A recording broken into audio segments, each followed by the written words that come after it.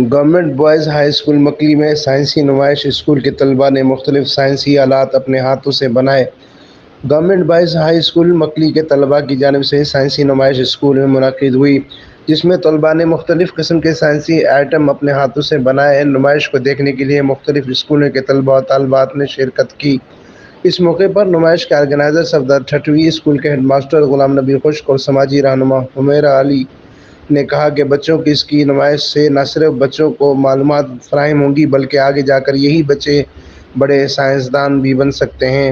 انہوں نے کہا کہ ایسی نمائش کی حکومتی سطح پر سپورٹ ہونی چاہیے۔ اس طرح کے پروگرام مختلف اسکولوں میں منعقد ہونے چاہیے تاکہ زیادہ سے زیادہ بچے حصہ لے سکیں۔ اور اس پروگرام کے لیے والے سے میں ڈسٹرکٹ ایڈمنسٹریشن سے ایک ریکویسٹ کرنا چاہوں گی کہ ڈسٹرکٹ لیول پر ڈسٹرکٹ ایڈمنسٹریشن کی طرف سے اس طرح کے مختلف قسم کے پروگرامس منعقد ہونے چاہیے تاکہ صرف اس اسکول کو نہیں، مختلف قسم کے اسکولوں کے اسٹوڈنٹس کو جو ہے وہ آگے بڑھنے کا موقع ملے اور وہ اپنے ٹیلنٹ کو دکھا سکیں۔